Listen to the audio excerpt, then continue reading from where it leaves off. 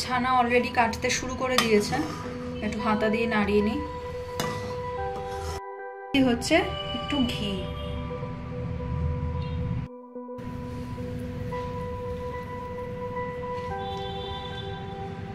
কোফতাগুলোকে উল্টে পাল্টে দু সাইড কিন্তু ভেজে নেব। দিয়ে দিচ্ছি গরম জল।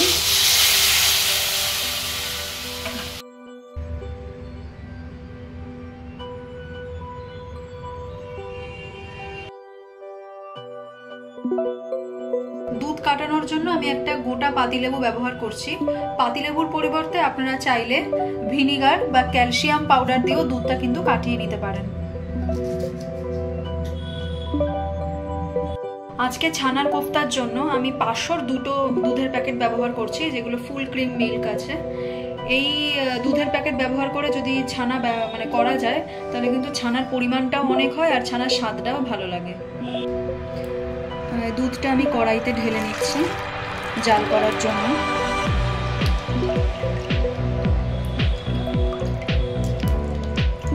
দুধটা আমি জাল করতে বসিয়ে দিলাম, এটা ফুটুক, তারপরে আমি এটা কাটাবো। এটা ফুটে গেছে, আমি একবার একটুখানি নাড়িয়ে নিই। এবার ফুটন্ত দুধে আমি পাতিলেবুর রসটা চিপে দিয়ে দেবো।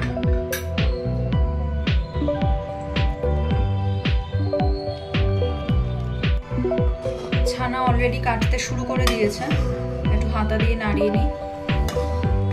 যেহেতু ফুল ক্রিম মিল্ক ব্যবহার করা হয়েছিল তাই এখানে কিন্তু ছানার পরিমাণ বেশ অনেকটাই হবে, তাই আপনারা চেষ্টা করবেন এই ক্ষেত্রে ফুল ক্রিম মিল্কই ব্যবহার করতে।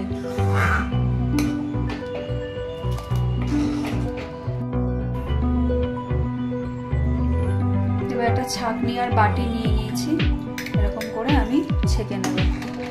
বড় ছাঁকনি হলে সুবিধা হয়। এতটা ছানার জল আমার বেরোলো, তো ছানার জল কিন্তু ন্যাচারাল ওয়ে প্রোটিন। আপনারা এই ছানার জলটা চুমুক দিয়েও খেয়ে নিতে পারেন ঠান্ডা হলে, বা বাড়ির বাচ্চাদেরও দিতে পারেন। আর আদারওয়াইজ যদি আপনারা রুটি খান, তো রুটি আমরা নর্মাল জল দিয়ে মাখি, সেই নর্মাল জলের পরিবর্তে ছানার জলটা দিয়ে যদি আপনারা রুটি মাখেন, রুটি কিন্তু নরম হবে আর খেতেও খুব ভালো লাগবে। এখানে একটা পরিষ্কার সাদা রুমালে আমি ছানাটা নিয়ে নিয়েছি। এবার এখানে একটু জল জল মতো আছে, তো জল যাতে একদম না থাকে, পুরো ঝুরঝুরে হয়ে যায়, সেই জন্য আমি রুমাল থেকে এরকম চিপে চিপে এক্সট্রা জলটা বার করে নেব। তাতে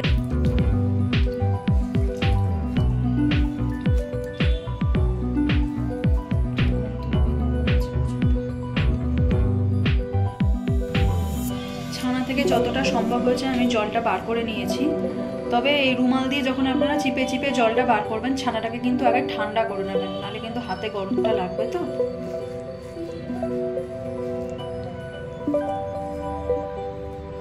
একটা থালায় এবার ছানাগুলো আমি ঢেলে নিই।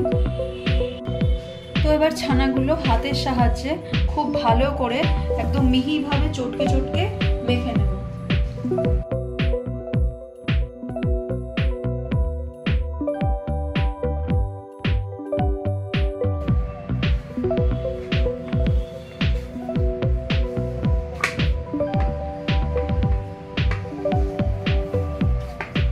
ছানার কোফতা সবসময় একটু মিষ্টি মিষ্টি খেতে ভালো লাগে, তাই আমি এখানে একটুখানি গুঁড়ো দুধ ব্যবহার করছি। এই গুঁড়ো দুধ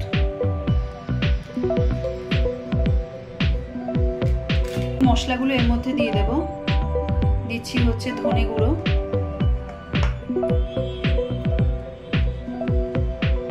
জিরে গুঁড়ো,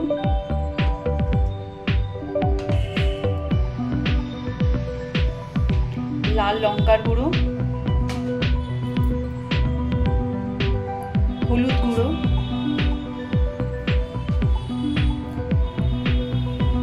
স্বাদ মতো লবণ,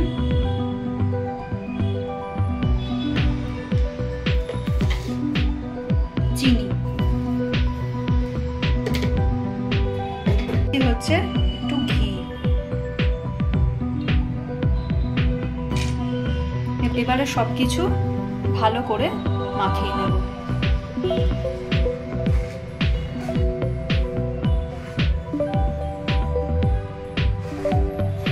এই মতো অবস্থায় আমি কিছু কাঁচা লঙ্কা কুচিয়ে রেখেছিলাম, সেটাও আমি দিয়ে দেব। কাঁচা লঙ্কা মানে ঝালটা যে যার স্বাদ অনুযায়ী দেবেন। এখানে মাখা হয়ে গেছে, এবারে গোল গোল করে বল পাকিয়ে নেব। এখানে আমি হাতে একটু ঘি নিয়ে নিয়েছি, এবার এরকম করে সারা হাতে লাগিয়ে নেব। তারপরে এখান থেকে ছোট ছোট করে গোল পাকিয়ে নেব। আপনারা যেরকম মানে সাইজ চান সেরকম সাইজ বানাতে পারেন, গোলও বানাতে পারেন, চ্যাপটাও বানাতে পারেন। আমি একটু চ্যাপটা চ্যাপটা করছি। আর যদি দেখেন যে আপনাদের এটা বানানোর সময় এটা ভেঙে যাচ্ছে, তাহলে বাইন্ডিং এর জন্য পরিমাণ মতো ময়দা ব্যবহার করতে পারেন।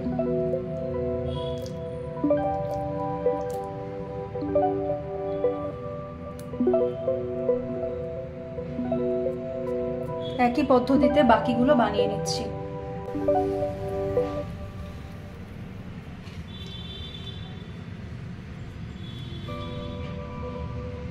দিচ্ছি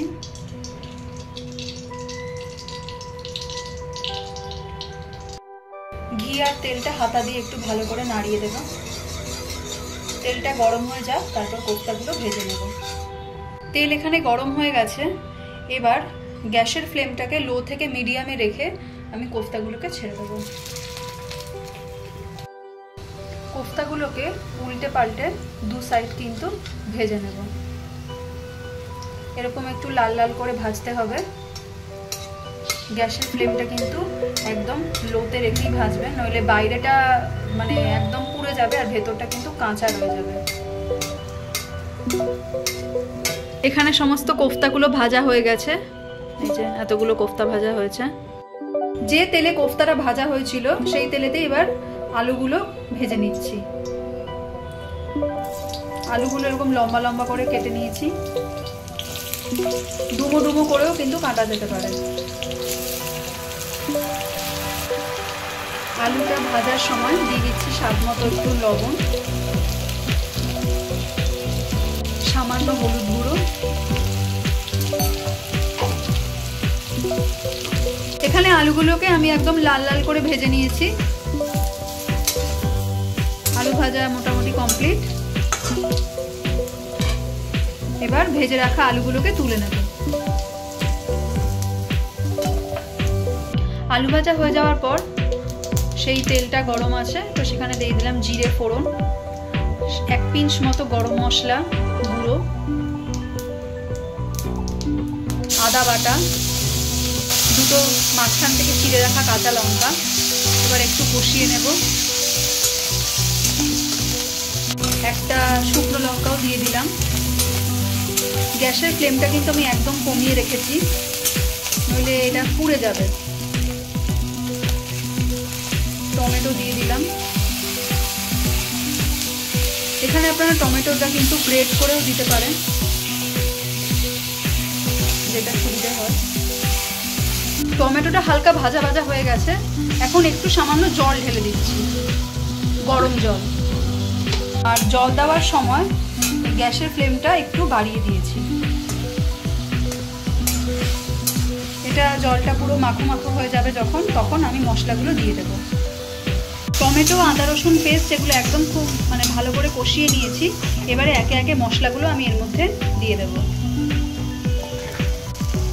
দিয়ে দিচ্ছি প্রথমে জিরে গুঁড়ো,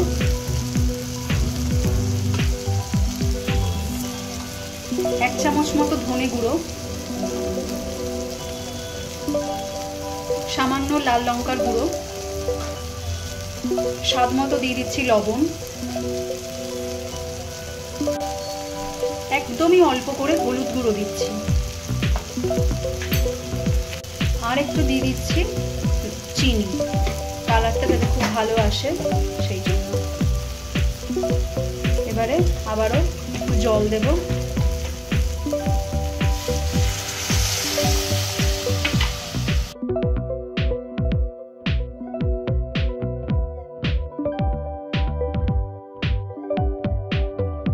মশলা থেকে তেল ছাড়তে আরম্ভ করে দিয়েছে। এবারে ভেজে রাখা আলুর টুকরোগুলো এর মধ্যে দিয়ে দেব।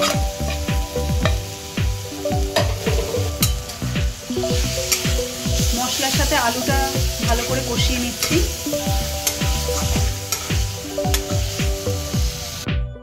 আলু কষানোর সময় মশলার সাথে গ্যাসের ফ্লেমটা আমি কিন্তু বাড়িয়ে দিয়েছি। দিয়ে দিচ্ছি গরম জল।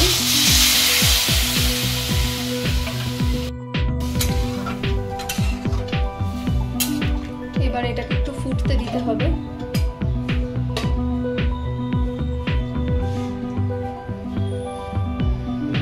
ঝোলটা টকবক করে ফুটে গেছে। এবারে কিছু কাজু আর কিশমিশ আমি এর মধ্যে দিয়ে দিচ্ছি। কাজু কিশমিশগুলো কিন্তু ঘিতে বা তেলে আমি ভাজিনি, আপনারা ভেজেও নিতে পারেন। এরপরে কোফতাগুলোকে ঝোলের মধ্যে দিয়ে দিচ্ছি।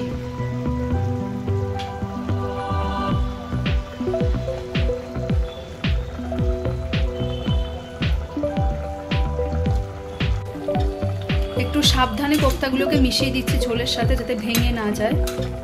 কোফতা আমার অলমোস্ট রেডি। এবারে ওপর থেকে আমি একটুখানি ঘি ছড়িয়ে দিচ্ছি, এতে করে গন্ধটা খুব ভালো আসে। এবারে ছড়িয়ে দেব হচ্ছে গরম মশলা, মানে গরম মশলার গুঁড়ো আর কি।